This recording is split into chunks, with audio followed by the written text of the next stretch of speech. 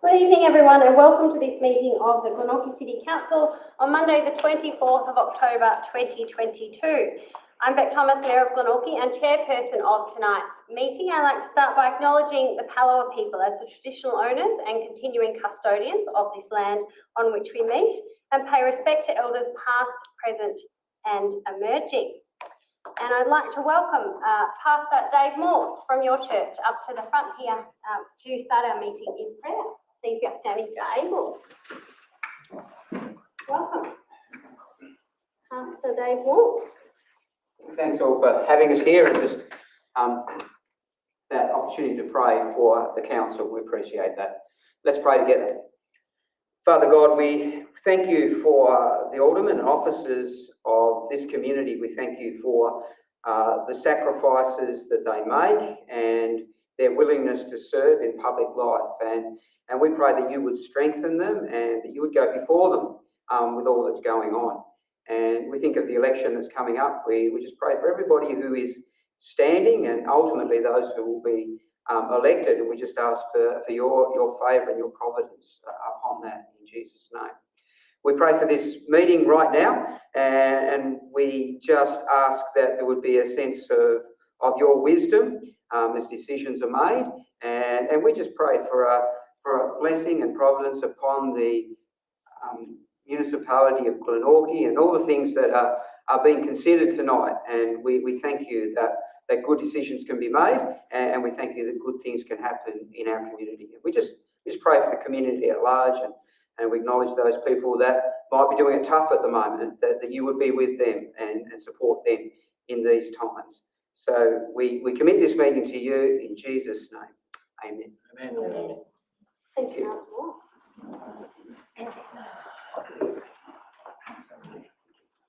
Joining me tonight in Council Chambers is Deputy Mayor Stephen King, Alderman Jan Dunsby, Alderman Peter Bull, Alderman Melissa Carlton, Alderman Sue Hickey, Alderman Simon Fraser and Alderman Gabe Richardson and our General Manager Mr Tony McMullen. We have Council Directors and Officers joining us here in Chambers and members of the public as well as IT support staff too. I take this opportunity to read a work health and safety statement for council meetings. Glenorchy City Council takes workplace health and safety seriously, and this includes physical and psychological safety. We have a duty to ensure that a safe workplace is provided for our employees, elected members, contractors, volunteers and members of the public who are present in council's workplaces. Council meetings form part of council's workplace and it is expected that everyone who attends council meetings will behave in a polite and respectful manner, refrain from using offensive language or making personal statements, and not be aggressive, threatening or speak in a hostile manner.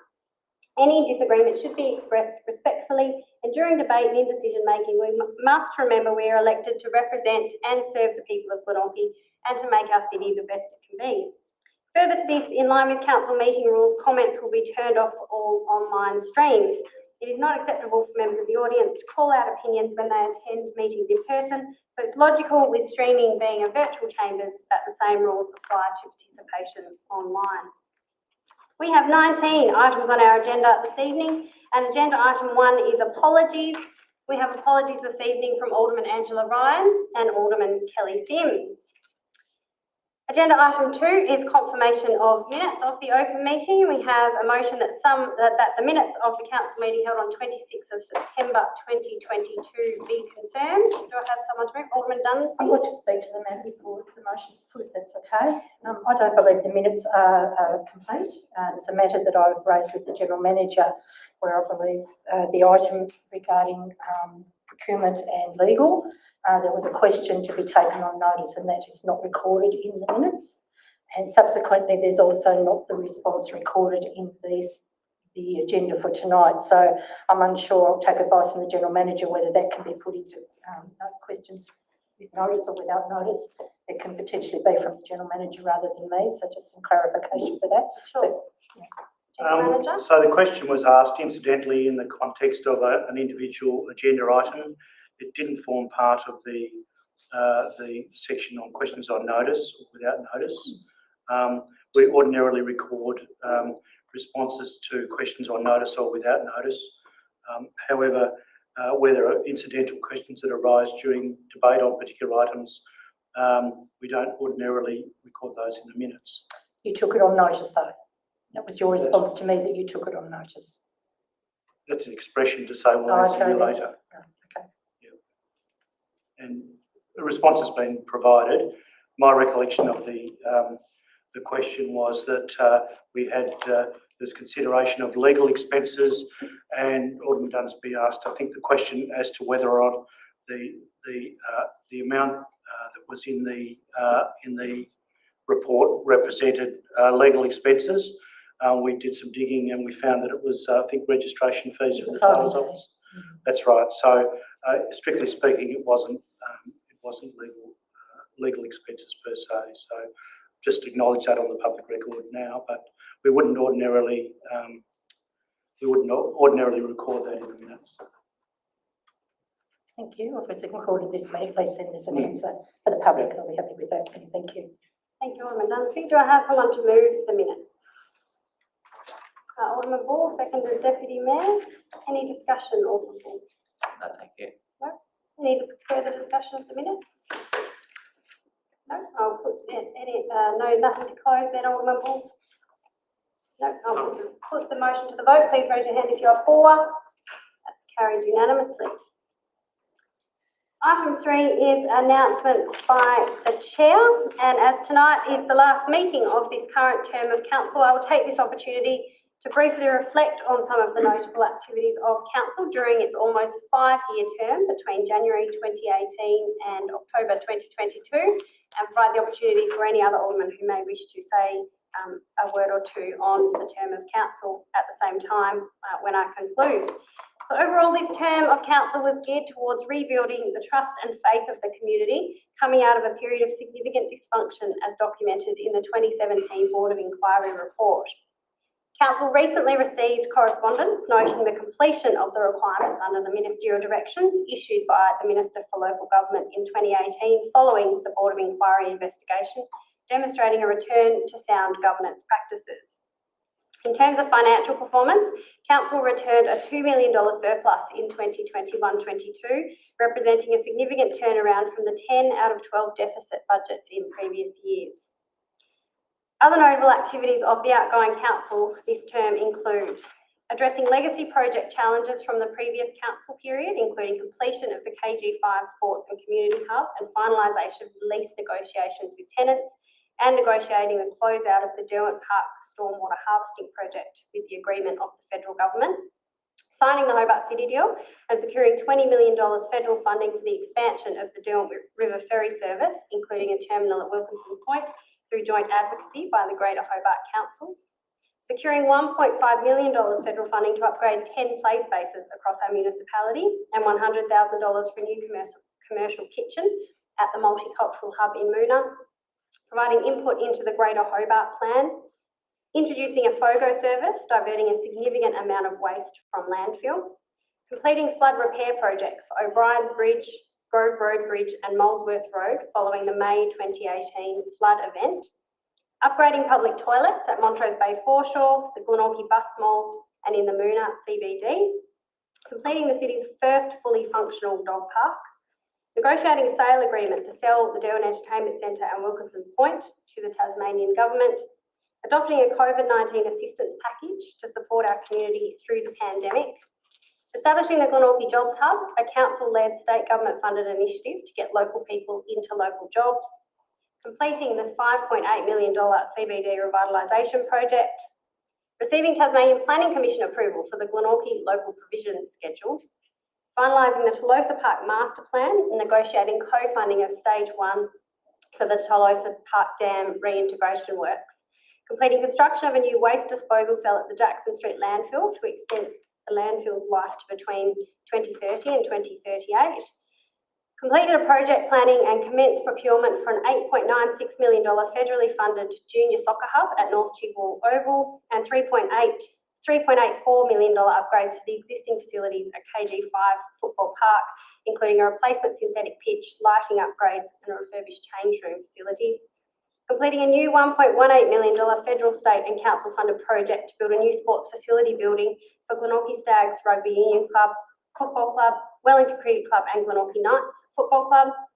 increasing investment in asset renewal to catch up on a backlog of much needed infrastructure upgrades in roads, footpath and stormwater assets, commencing a targeted review of service review with the aim of improving financial sustainability and focusing on a back to basics delivery of priority council services for the community.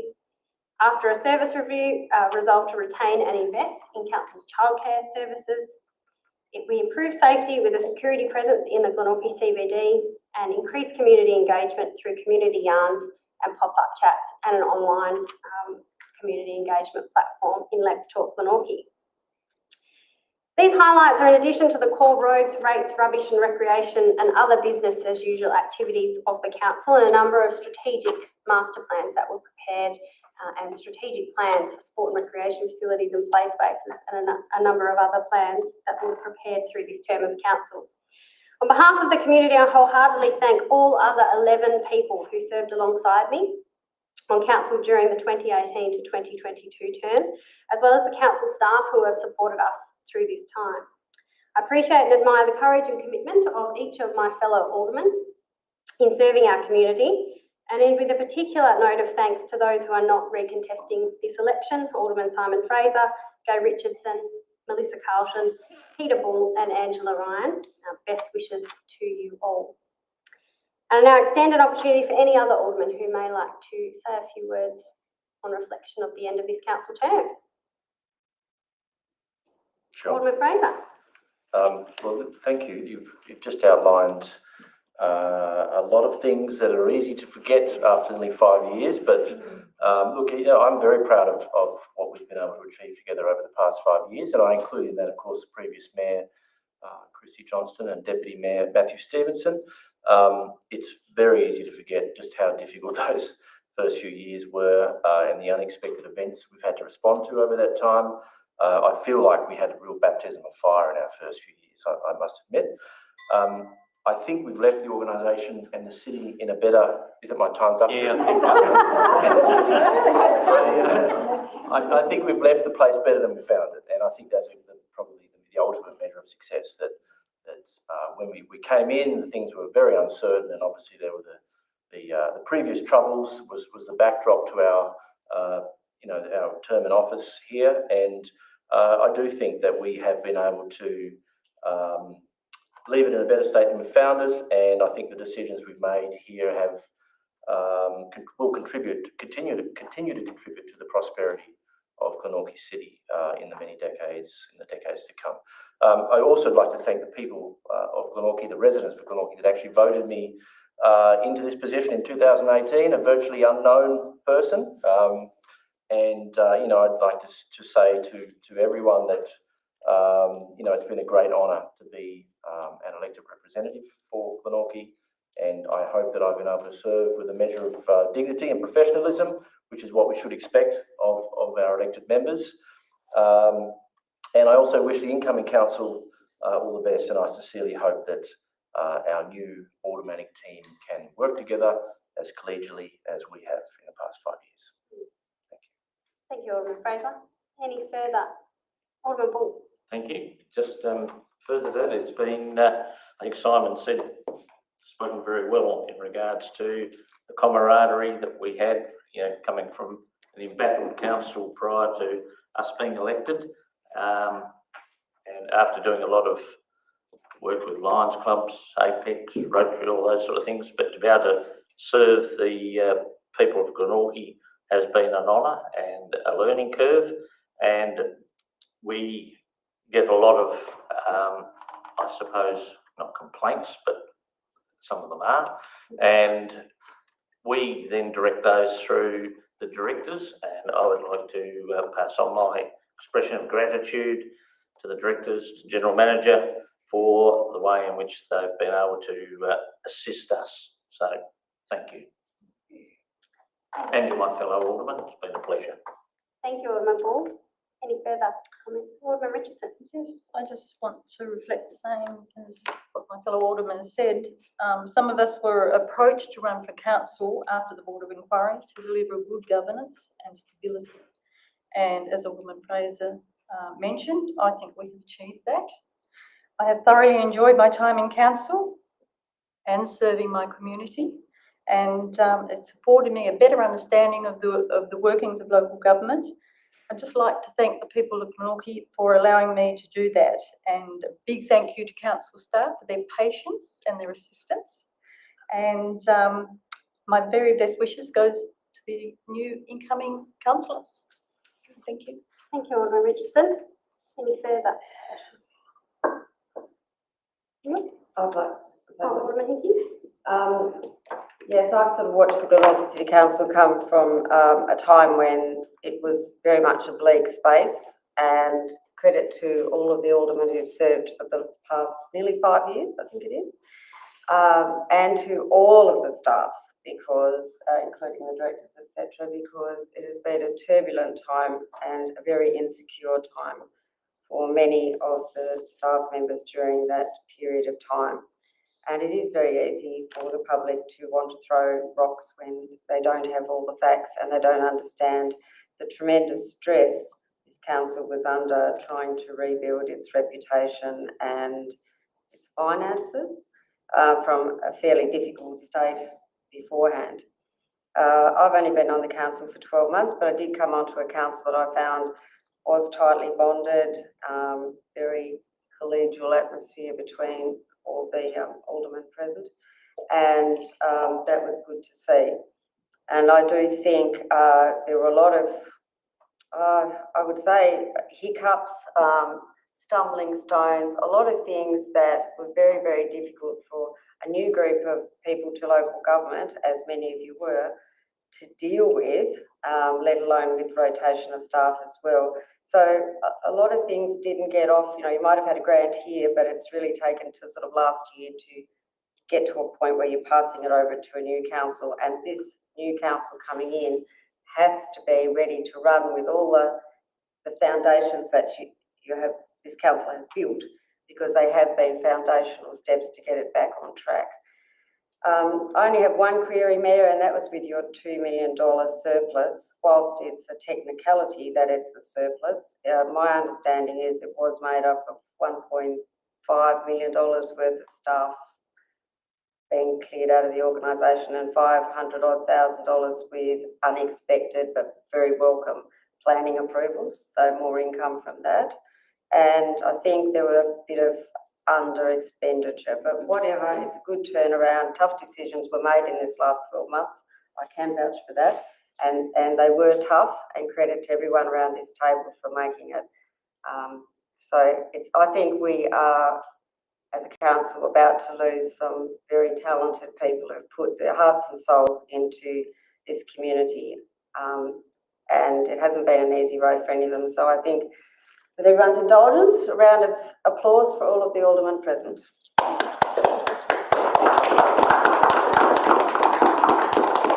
you, Alderman Hickey. I don't know, gentlemen, if you wanted to respond to the query about the surplus or clarify, is that correct? Well, I'd probably defer to the CFO.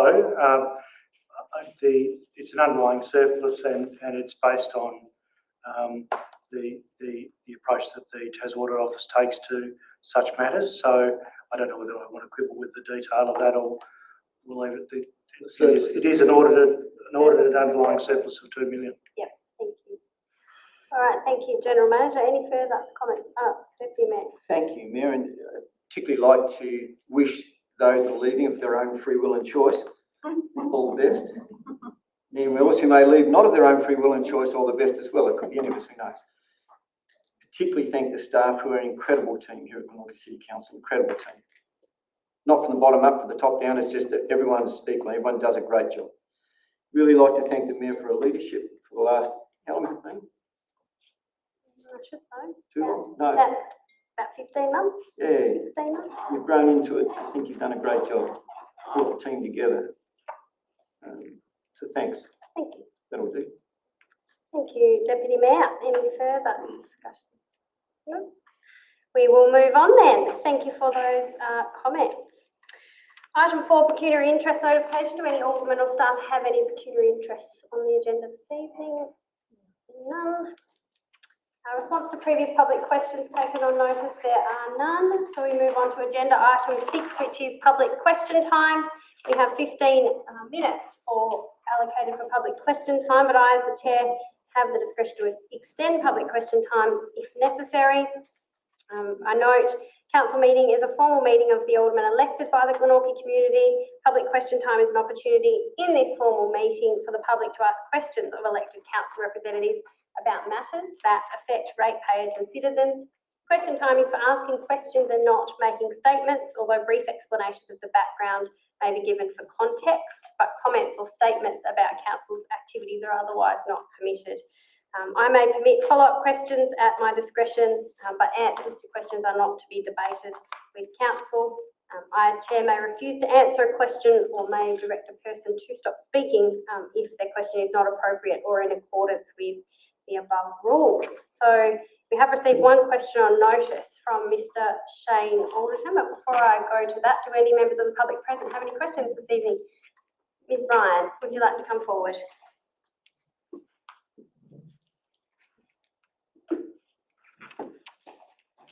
General Montrose. I'll just preface the question. The Glenorchy City Council disposal of public land policy states council will be open and transparent in how it undertakes the sale of council land and transparently demonstrate the achievement of best value for the community. Any transaction can be justified if questions are asked about market testing and competition. So that's the policies in the policy statement. So my question is, at the conclusion of the 178 legislative process, who authorises the final sale or lease price? Thank you, Ms. Bryan. I might defer to the General Manager to answer that one. Through you, Mayor, normally well, with recent, on recent events, it's been delegated to the General Manager to take all necessary steps once to dispose of the property once the Section 178 process has been completed. I understand in the Local Government Act that the council cannot delegate any of that power to anyone else. So it rests with the full council and an absolute majority. So how is that happening then? That's all I can say. Through you, Mayor, I can dial off the section of the Act, but essentially the decision to dispose of the land is made by the full council. It is not delegated.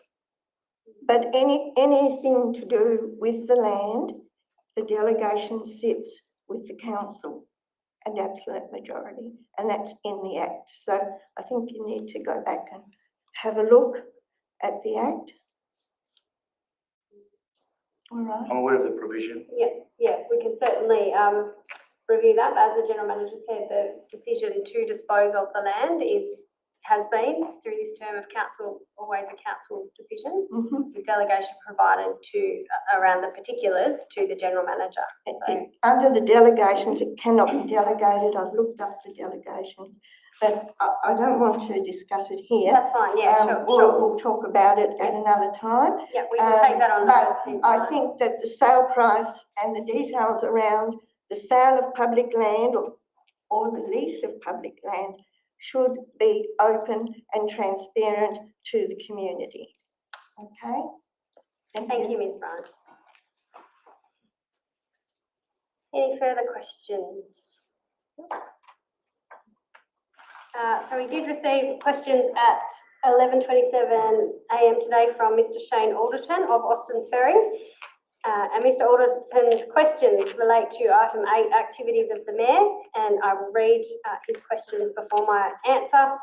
So he says, my questions relate to item 8, activities of the Mayor, seeking some greater transparency, please. Question 1, do all the items listed relate to activities undertaken representing council in the role of Mayor?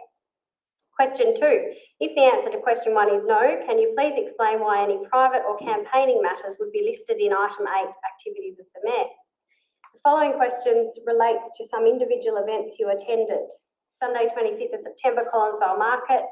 Saturday, October 1st, Thoroughbred Annual Awards and Dinner, Monday, October 3rd, Jack Jumpers Game, Sunday, October 9, Jack Jumpers Game, Saturday, October 15, Caulfield Cup Luncheon. Question 3, were you representing council in your role as mayor when attending any or all of these events? Question 4, if yes to any, could you please advise at which events you represented council? Question 5, what do you believe were the benefits to council and our community by attending these events? Question 6, did attending any of these events incur any costs to council? Question 7, if yes, could there have been any cost savings made by not attending these events? And my answer to Mr. Alderton's question is, as Mayor, I consider that the community has an expectation that I am representing them and the council with the highest level of decorum and integrity wherever I am. Therefore, whether I am attending an event or a meeting in an official capacity or not, I consider myself to always be representing council and the community.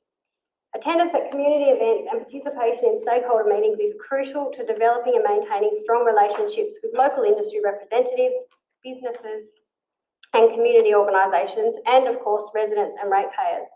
It is a time-consuming but rewarding part of the role of an elected representative and often comes at a personal cost, both financially and in sacrificing time that would otherwise be spent on self-care or with family. However, these relationships are essential to achieving outcomes for our city and its people, and something you must be prepared to do as an elected representative. For the record, there is no legislative requirement to report on the activities of the Mayor. However, in the interest of openness and transparency, the monthly activities of the Mayor report is tabled for the Council to receive an update on the recent activities undertaken by the Mayor. The content of the report is up to the discretion of the Mayor, and if in doubt as to the relevance of a meeting or event to Council and the community, I tend to include rather than exclude items, again in the interest of openness and transparency. Attendance at the events did not incur any cost to council. Thank you, Mr. Alderton, for your questions. Moving on to item 7, petitions addressing council meetings through deputations. General Manager, are there any this evening? No deputations, Mayor. Nil. Moving on then to item 8, activities of the Mayor.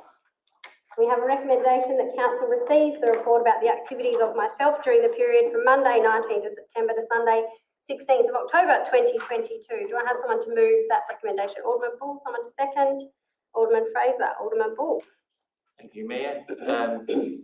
I think that some questions that I support the recommendation. Some of the questions I think that Mr. Alderton asked probably satisfies what I had to say.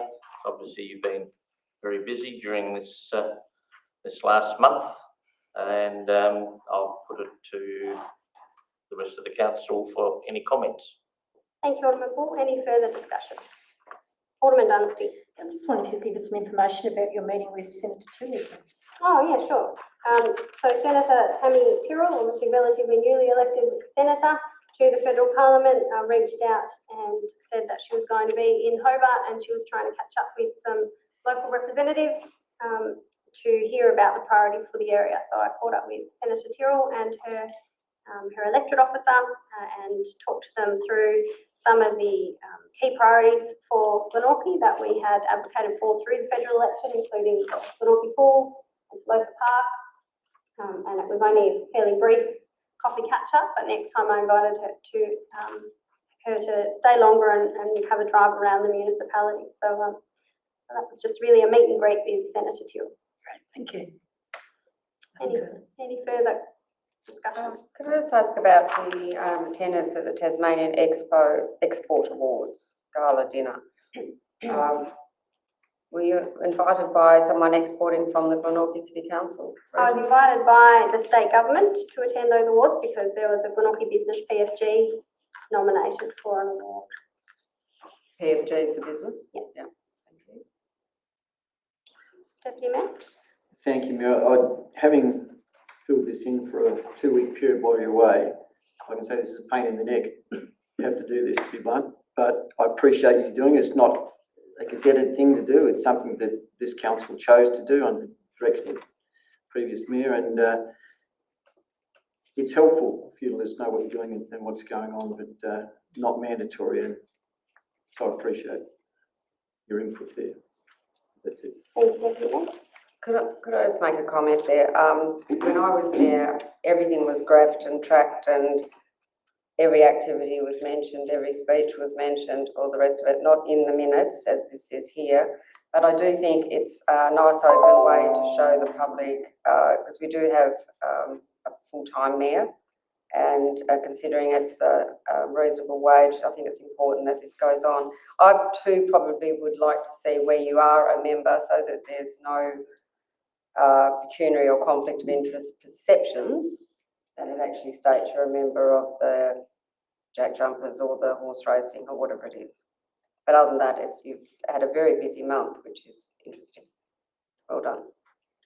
Thank you, Alderman Hickey. And just to clarify, I'm a member of the Jack Jumpers, but I'm not a formal member of the race club, although my husband Ross is on the committee, for full disclosure, if that's what you are seeking.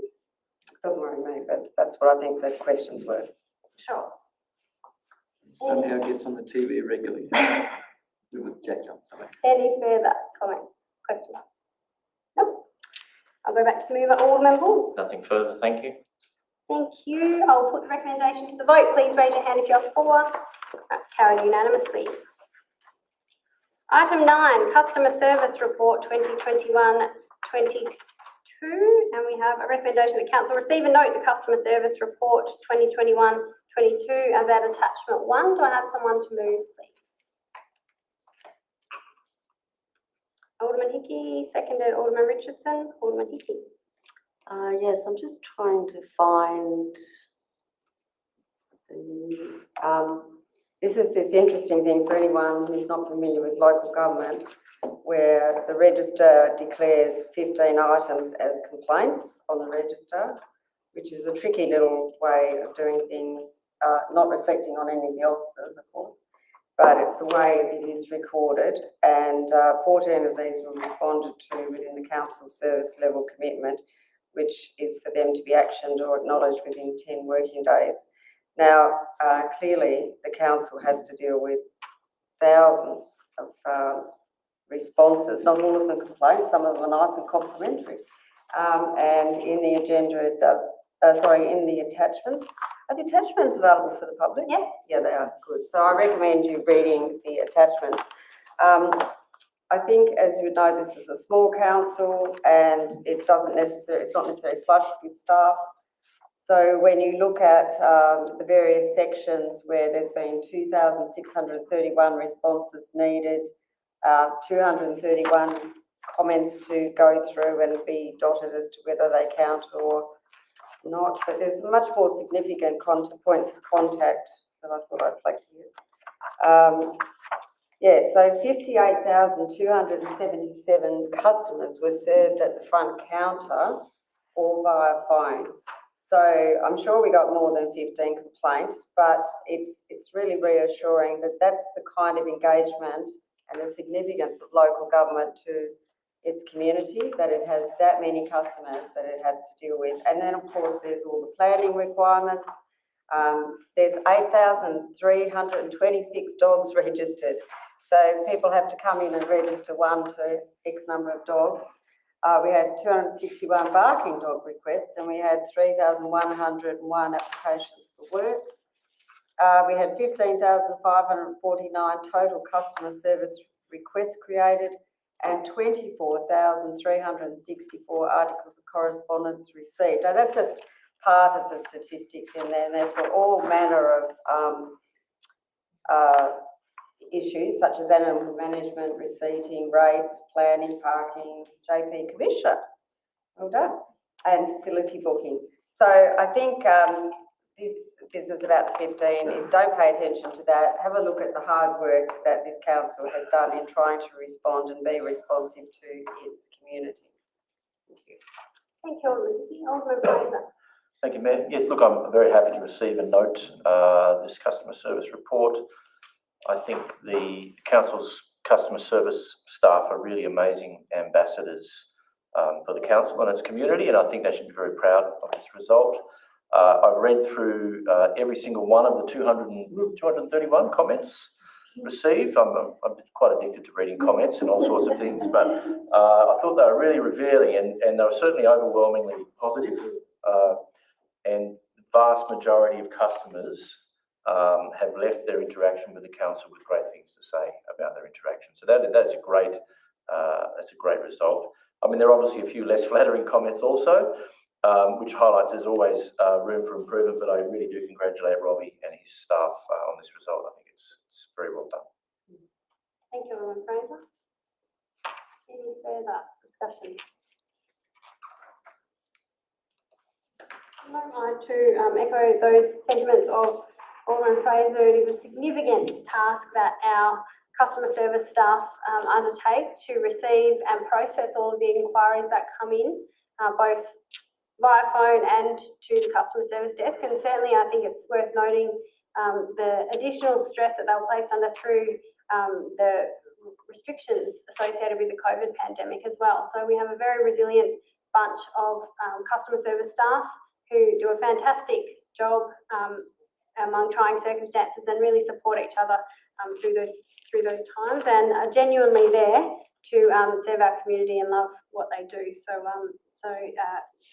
sometimes they can cop the brunt of unhappy customers, and we must recognise that that's part of what they face as well. Certainly no one deserves a serve, as they say, but certainly they do a great job. I think this report really reflects that. Like Alderman Fraser, I read through all the comments. I thought I'll just skim them, but I found myself actually wanting to read every single one. So yeah, it's really nice. Thank you to members of the community who take the time to provide feedback, because I know that's people don't often do that unless they have a bad experience. So clearly to see that a number of people are providing positive feedback means that we're doing the best job possible. So within the resources that we have, as Alderman Hickey alluded to, 614 development applications received. Also a shout out to our planning team, because again, that is a significant workload for them to undertake. And if you look back to previous years, last year there was 746,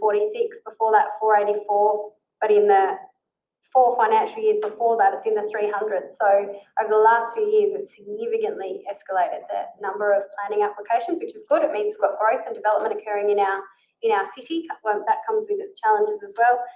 But in terms of workload, it is quite significant. So there's lots of activities we undertake in customer service. It's a core part of what we do, and I'm really grateful to see the progress report provided. I'm happy to receive and note that today. There's no further discussion. Go back to the move, Alderman Hickey. No, thank you, Mayor. I think that sums it up. And again, I support everything to do with the staff saying that's a lot of customers to face, and I think they've done a very good job. I'll put the recommendation to the vote. Please raise your hand if you're for. It's carried unanimously. Item 10, Tasmanian Housing Strategy Discussion Paper Submission. We have with me recommendation that Council make a submission on the Tasmanian Housing Strategy Discussion Paper in the terms set out in Attachment 3. I have someone to move. Alderman Dunsby, someone to second. Alderman Richardson, Alderman Dunsby. Thank you. Glenorchy City Council very obviously has a clear position on housing, and have the opportunity for the staff to put together our position and put this forward through in this position on this particular document. It's been very clearly outlined. I don't think there's anything that I could add to it that they have not addressed and included. I think the staff are doing that, and also negotiating the timeline on this one as well. So I'm very happy and supportive of what's been raised in this particular document, and happy to throw it over for discussion. Thank you, Alderman Dunsby. Alderman Hickey. Yes, I'd like to commend the staff who worked on this particular report, because I think it's the best one I've ever read. And I know a lot of work has gone into this, and what I really like about it is that it's got some very strong recommendations. It has highlighted deficiencies in the government report, which I must admit doesn't surprise me at all. But that's why I really like the amount of effort that your team has gone into to do this discussion. I mean, housing has been an issue for so long, but I know for a fact since 2018, when I was banging on doors, wasn't getting much traction, and now we're in a diabolical situation. And these figures do not represent the truth, and never ever will, because big organisations like the Housing Department will send out letters every couple of years saying, do you still want to be kept on the list? And you may have couch surfed your way to Burnie, and so you never get that letter, and so consequently you're removed from that list. So the fact that that list still keeps growing is of major concern. But in the government section, this is just a factor I'd like people to dwell on for a second. It says a factor affecting the number of residential dwellings available for use in Tasmania is when they are converted to other uses, for example, short stay accommodation. During the March quarter 2022, there were 5,321 short stay accommodation properties listed in Tasmania, including 2,777 properties, or 52.2%, that were reported as not being primary residences. I mean, this is a runaway train, and congratulations to anyone who got onto the short stay market without any government sort of real regulation to woo this up. But at the end of the day, it is having a drastic effect on available housing and the distress of many Tasmanians. And simply, we are not building enough fast enough to we can never get in front of an ever-growing housing waiting list. And it also says in the 7 years to June 2022, the median rental prices have increased by about $170 a week. Well, wages haven't. And over the past 10 years, the number of applications on the housing register has increased by an average of around 170 per year. And bear in mind, that's an application, not the number of people in a family. So we're not talking about people, we're talking about applications. So having read this excellent report by the council, they've addressed so many areas here, like focus areas on women and children, focus on housing first, which is a worldwide known best practice way to address homelessness in any part of the world. So good on them for naming that up. And for better data and evaluation strategy at regular intervals, and the objective, to supply is matched to the needs of Tasmanians. So instead of just weighing up 100 one-bedroom units here when we actually need, the flexibility of 2 or 3 bedroom or whatever. So I'd just like to repeat very, very strongly that this is the best report I've seen in the, mainly because I'm interested in it. It's a very good report and very well addressed, and lots of consultation. There's been lots of significant organisations consulted to get to this point. Thank you, Alderman Hickey. Any further discussion? I too support putting this submission to the government. It's important that we do have a Tasmanian housing strategy. As Alderman Hickey has said, this isn't a new problem, the need for more housing. We have population growth occurring, and even before that we had a shortage of housing. So it's high time that we had a strategy to look at how governments, all levels of government, work together, and what the key issues are that need to be addressed, so that we can get on with the work that needs to be done in a coordinated and well thought out way. So appreciate the contents and agree with the points made in the submission about how the draft housing strategy can be improved, and look forward to hearing the next steps and being involved and continuing to work with the government on the implementation of the strategy once it's endorsed, but even before that on the development of housing, because of course it is already happening,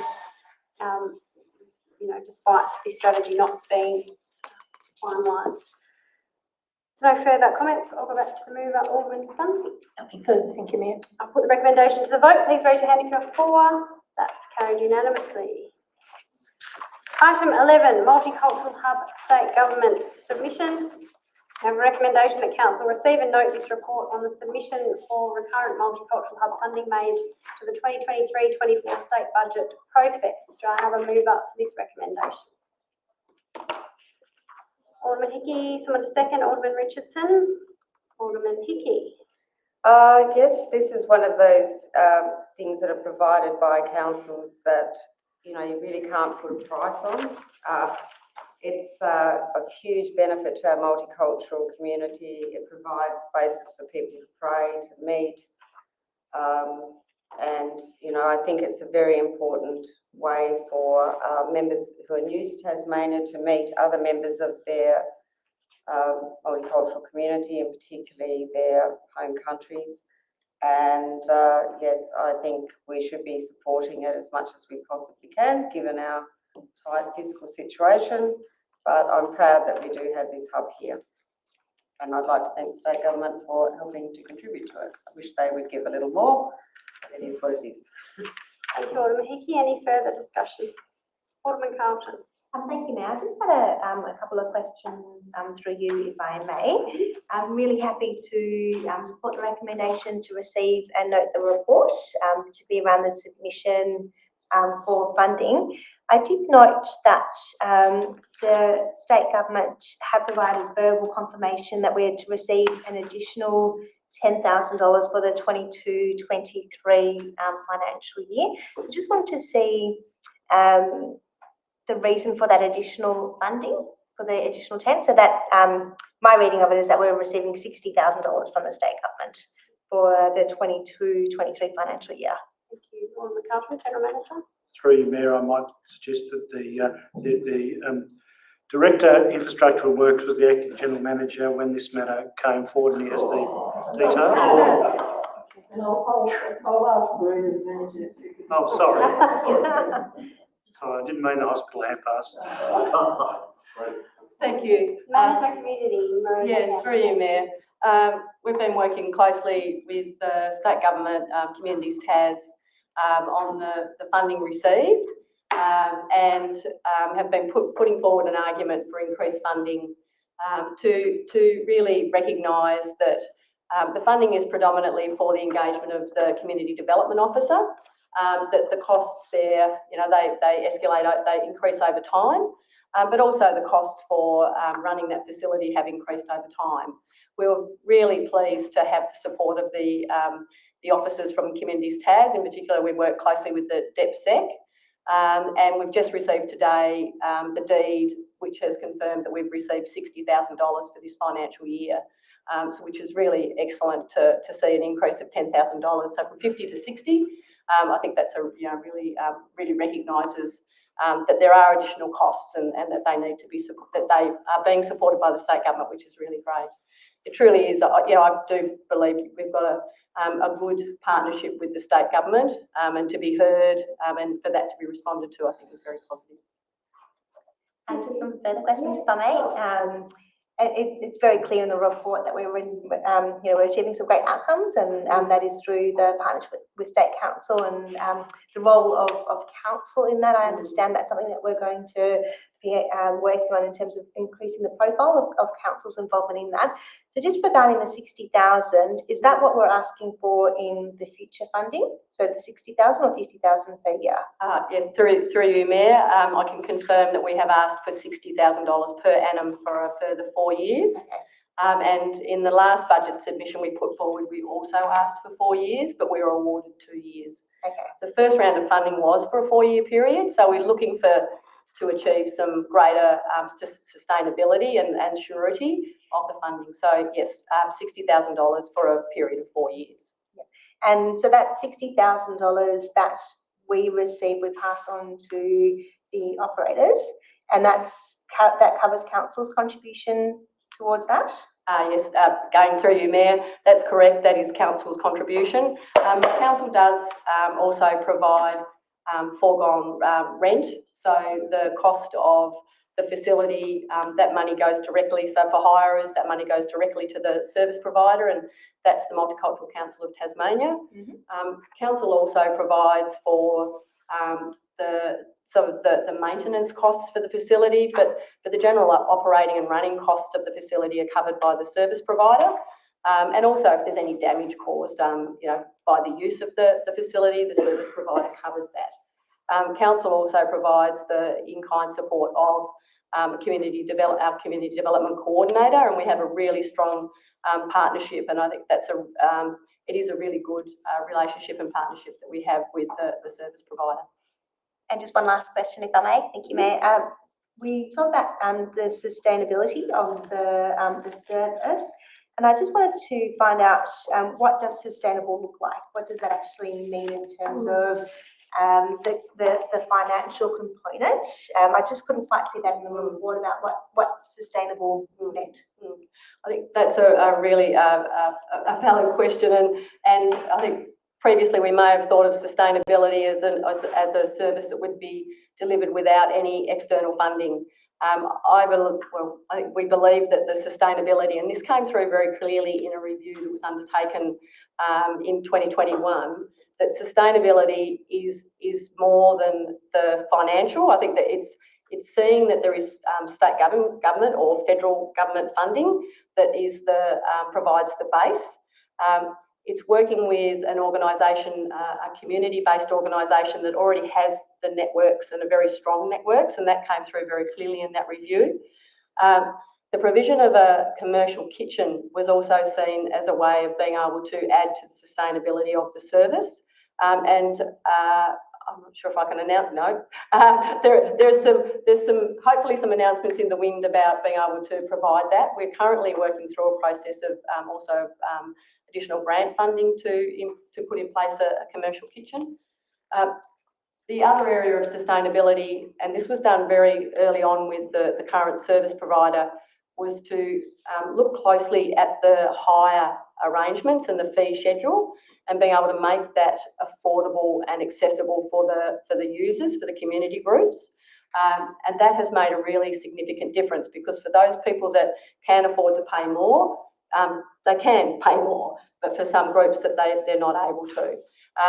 Being able to have a service that has a flow through of use. So for community groups, it is for a short time. So it is for, we look at people being able to set people up to be able to move on to other places to meet. So that we see as sustainable. One of the bigger challenges we have at the moment around sustainability is to heat that facility.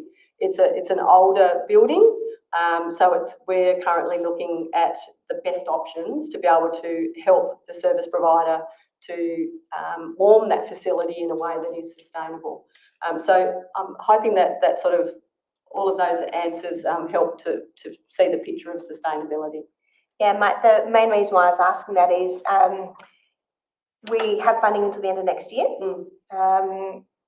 Highly, fingers crossed, obviously we get the further 4 years, but it's the long-term picture. What does that look like in terms of us constantly trying to achieve funding? So these changes such as the commercial kitchen and the additional hire, I note that $25,000 was received in hire fees in the reporting period, which would have been impacted by COVID too. So if we don't receive funding, what does that look like for council if we don't receive that funding? So it's just that longer term view. Are we working towards not depending on that funding?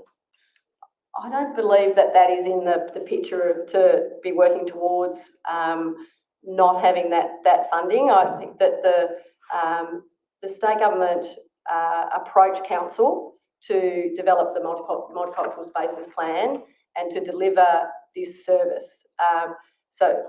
Council came to that as a partnership. Council has indicated clearly in the submission that the council would not be in a position to continue with the program if it didn't receive the state funding. So I think there is, and this was recognised through the review, there is really is a requirement for some form of state or federal government funding, and the state are funding this program for this to be able to be delivered. Yeah, I guess we're only ever as certain as the next budget, aren't we, as to how long that funding is for. So I really appreciate the fact that we are looking at ways to bring in additional revenue. So should something happen, we are a bit more financially sustainable should that need arise. Yes. Yeah. Thank you. Thank you. Thank you, Alderman Carlton. Can I just ask, who's the minister? Good question. Minister Street. Oh, thank you. Off the top of my head. Yeah, thank Sorry. you. I Sorry, noticed there were Alderman three government departments, and I wasn't certain who was in charge of. Thank you. Thank you very much, Mayor. Any further discussions? just make a couple of comments and then talk to the item in relation to Alderman Carlton's questions around the sustainability. Certainly, it's also a conversation that we've been having with the CEO, Lee Wilson, from MCOT, Multicultural Organisation of Tasmania, who council contracts to deliver the service, has been around the sustainability, and certainly he and the President, Dasha Mahembri, are keen to seek some more certainty and longer term commitment from council. But obviously the message we've reiterated back to them is that, again, that is dependent on the continuity of funding from the state government at this time. And then it becomes a question of, once again, council is somewhat the middle person, if you like, in that the state government have, come to council sort of asking for this multicultural spaces plan and this service. The council's agreed to support it. We see that there is that need in our community, and we too have strategic priorities around supporting our multicultural community. We know we have over 1 in 5 community members born overseas. We have a high proportion of multicultural people in our community. It certainly is a need and a role for council to play in that space, but the discussion certainly needs to be had going forward about what that looks like, what that role is, and certainly sustainability and council's role into the future in the multicultural hub and in supporting our multicultural community is something to be considered as part of the strategic planning process, I think, for the incoming council. So all this work that's been done to date and the review the investigation into sustainability that's part of this current financial year's annual plan will be really important information for the future council to consider. Among, of course, a wide number of community needs. Yes, we have multicultural people in need of council support. We have also severely disadvantaged people from lower socioeconomic backgrounds in need of council support. We have different groups of people needing council support. So how do we balance that as a council, or how does the incoming council balance that? Will be certainly something to be discussed going forward. But I support making this submission to the government for further funding, and knowing that we do have that need. I think similar to the Jobs Hub and similar to council's childcare services, this is another example of a service that council delivers and provides as the closest level of government to the city, but that is supported by other levels of government, seeing us as being, again, as that closest level of government to the community, being best placed to serve that need, but having that support from other levels of government to do so, and certainly working closely with the provider in the Multicultural Organisation of Tasmania as the experts, if you like, and the people on the ground who are best placed to deliver that service at this time. So certainly support the recommendation. Hopefully we can secure additional funding, and note the significant support the council does provide in kind as well in the foregone rent. Certainly as compared to the Jobs Hub, where council receives rent from that venue, here at the Multicultural Hub we forgo rent in recognition of the importance of the service to the community. So important that we note that as well. But happy to make this submission and cross our fingers and hope for the best. Yeah, I would just like to make a statement. The difference between this. Would you like to close debate? Sorry, because yes, if you've made your statement. Right. Any further discussion of the item?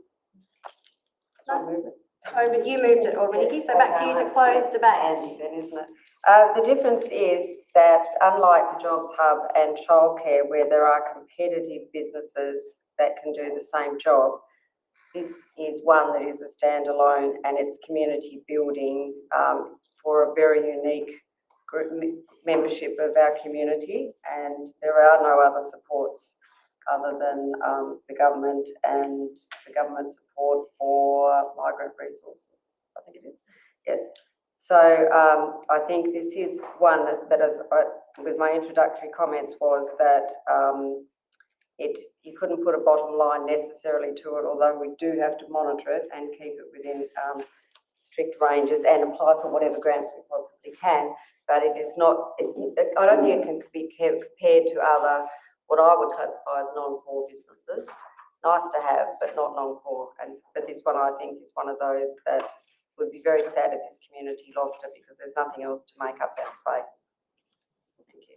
Thank you, Alderman Hickey. I'll put the recommendation to the vote. Please raise your hand if you're for. Carried unanimously. Moving on to item 12, Capital Works Status Report. We have a recommendation that Council receive and note the Capital Works Status Report to the end of September quarter. I have someone to move this. Alderman Paul, someone to second. Deputy Mayor, Alderman Paul. Thank you, Mayor. This is a very well constructed report. It feels like a bit of a summary of the journey we've been on for the last 5 years, but it to me is indicating that we're heading in all these aspects in the right direction. So I commend the staff for this report, and I'll open it to the floor for any questions. Thank you, Alderman Paul. Any discussion of the item?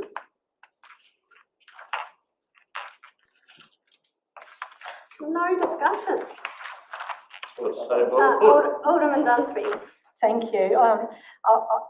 The report goes through all the different aspects and is reflected in the next future item further down in our finances as well. So it gives us a heads up for that of some of those projects where they're sitting and the reasons for the delay. But if we look at the graph that's there, we're certainly on target with our graph. It might look like it's slow starting.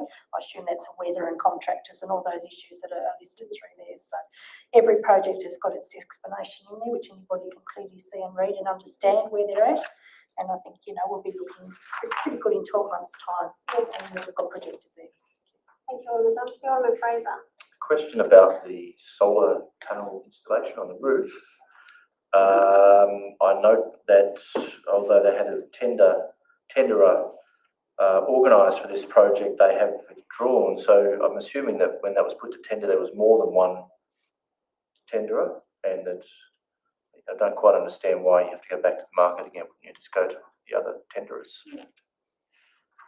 Director of Infrastructure Works, Emilia. We did have a couple submit prices when we first went to market for this. We did select the preferred one at the time. We've worked closely with that supplier for quite some time until we got to the point where that supplier decided that they could no longer continue with the project and decided to withdraw the submission and walked away from the project. So we actually have gone back to market. We do have another supplier, and we're just in the process of negotiating, getting more detailed design and price from that supplier now. Okay, thank you. Anything further, Alderman Fraser? No, thank you. Alderman Hickey. Thank you. Can I ask through to the director, given all of the explanations which is in this very good report, and that a lot of these things have been beyond the control of many people because of, shortage of contractors, lack of materials, etc., etc. What odds would you put on Surrey Council being able to take over the track, the BMX track? Is there any risk that it could come back to council? And if that's so, what do we do then? Mayor, we had hoped to hear by the 18th of October, which was the council meeting where they indicated they would like to get their tender submissions to council for approval.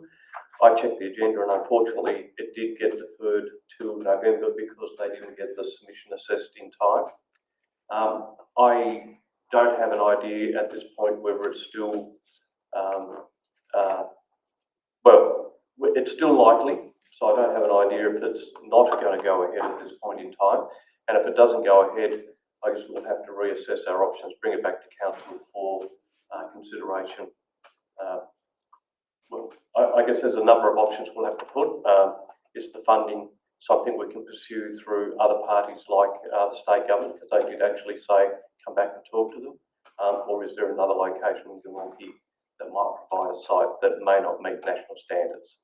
Is there a compromise position there? Brilliantly answered as expected. Thank you, Alderman Hickey. Any further discussion? Alderman Richardson. Yeah, thank you. I just, in the report it says the Tolosa Park Dam Reintegration Project, and you've made a statement there that a completion date 2024.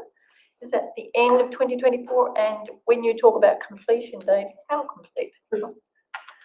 Mayor, the project, the proposed completion date was around mid-2024, and that was the original project timeline. That is still the projected timeline by TasWater, and we've started to refine that timeline. We've got the project started through getting detailed survey work done.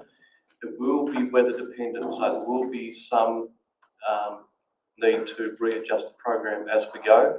We've gone through a period where we're starting some works, but we may not get the moving done prior to the next winter, the winter season. So it depends on whether we can actually move a lot of that soil around during that period, because it is a clay filled dam, or a clay core dam. So moving clay in wet months is not all that efficient. So we may have to adjust the program and move it around when the weather dries out a bit. So we'll be subject to another update to council on the refined timeline when we know. So when you say completed, it'll be filled in, grass laid, few trees down. The completion will be the stage A of the master plan, which will be the dam levelled, the water features put in place, topsoil, grass seed, plantings. There'll be conduits in the ground, a sprinkler system laid, and that's pretty much it. Wonderful, you're welcome. Thank you.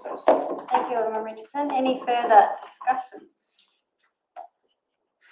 No? Well, I'm too pleased to receive and note the Capital Works report. I think it's fantastic that we are receiving these reports quarterly, and certainly it's information that is of great interest to our community. I constantly get asked about these projects and start dates and where things are at and why do things take so long. And as we can see in these reports, you know, there is reason why. It's not we're just sitting on our hands, not doing anything. We get as frustrated as the community by delays in projects, but they are quite complex and have taken a lot of work to get to this stage. Pleasing to see the Montrose Bay Foreshore Playground reopened. I got a lot of flack over that one. Why is it sitting there with fences around it when it's not even raining? And what we perhaps could have communicated better to our community is that rubberised softball material needs to cure, so it needs to set like concrete, so it's not just rain that affects the installation of softball. It actually needs weather temperatures to allow it to set. So we understand that was frustrating for our community, but again, good reason why. We now have a fully accessible basket swing there, so clearly a better alternative than the previous variety swing, which needed key to unlock. So it was wheelchair accessible, but not accessible in that you had to unlock it. That's an improvement. The skate park, I get lots of questions about that one as well. You can see that works are set to commence there in March 2023, the tender having been awarded to the successful contractor and a planning permit having been obtained. Gibbon Play Space, we've gone to a plan B or maybe even C on that one and hope to start works in the early in 2023 on the Gibbon Reserve Play Space. Again, trying to juggle things to get the best bang for buck for the community with that project. Other projects in terms of the big soccer projects are really taking shape now, which is great to see. And in terms of the BMX, the questions around the BMX track, good questions from Alderman Hickey. I guess it's always been a risk, but Sorrel may say no. I think the key risk there is if the tender comes back at a higher cost than what they've got budget allocation for, I think is the only reason why they would say no, because clearly they've got an appetite for the actual track to be located there. In which case there would be a number of options we could explore, potentially another municipality, or as Director Riali said, you know, the reason we couldn't find another suitable location in Glenorchy was because they want a national standard size track, which is bigger than what they currently have. which they really wanted anyway. So they're happy, the club members, 100 club members they have are happy to move to be able to have a national size standard track, and we simply don't have enough land here in Glenorchy for that. But if they were prepared to negotiate down size, a downsize track, that would be an option. But I think let's cross that bridge when we come to it. Hopefully the Sorrel proposal is acceptable. We have officers have been, or the General Manager and Director Rally have been negotiating with Mona, and Mona's been talking to the BMX Club, and they will allow the BMX Club to stay on the site until there's certainty about their future. So they're not going to be kicked out without claim. So that's reassurance for the BMX Club, who just held their state championships on the weekend as well. Which is good news. So thank you for the update and for the significant progress being made on these projects. Any further discussion? Go back to the mover, Alderman Ball. Thank you. I'll put the recommendation to the vote. Please raise your hand if you're for. Carried unanimously. Item 13, financial performance report. We have a recommendation that council receive and note the financial performance report for the year to date ending 30th of September 2022 as set out in attachment 1. Do I have someone to move? Alderman Dunsby, someone to second? Alderman Fraser, Alderman Dunsby. Thank you. I believe the report to be fairly self-explanatory, and the variances are certainly listed there. As I mentioned with the previous item, the capital works has been expanded upon with the report that supports the information that goes with this report financially. We've seen the financial side of it there again. Often capital works is the area that we see where we don't expend it necessarily each year, but we've got all facts and figures before us here and now to see how that area is particularly tracking. So other than that, happy to throw it open for discussion. Thank you, Alderman Dunsby. Any further discussion? Alderman Carlton. Thank you, Mayor. I had a question about the user charges and licences revenue. So I note that we are ahead of budget, and the two main reasons for that is additional curbside waste management revenue and building application fees. So I just had a question around the curbside waste management, the additional fees, or we're ahead of budget. Just wanted to get a better understanding of it's great news. Just wanted to see what's contributing to that. Sure, thank you. Director of Infrastructure West, are you able to answer that one? The being ahead of budget may be because the fees that we're collecting are to also cover the new levy, the state government levy that we're actually collecting, but we have to actually forward that payment on to the government at certain periods of time. So that we may have to give that money back or pass it on. So we collect it on behalf of the state government. Yeah. So we would be showing that we're probably ahead of our own budget or projections, because we've forecast the money that we would collect ourselves. That bit that we're showing ahead would be the portion that we've actually got to pay on to the state government. Okay. Alderman Fraser. While we're on that topic, so is that the $20 a tonne that is being levied to ratepayers in their rates notice? Is that what you're referring to here? There's a $20 per tonne levy on all waste that goes through to the landfill and on what we collect curbside on their general waste. Right. So we collect that on behalf of the state government, and then every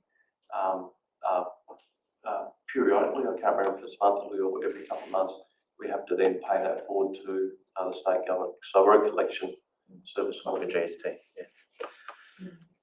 Cool. Thank you. Any further? Yeah, exactly. Yeah. Any further discussion?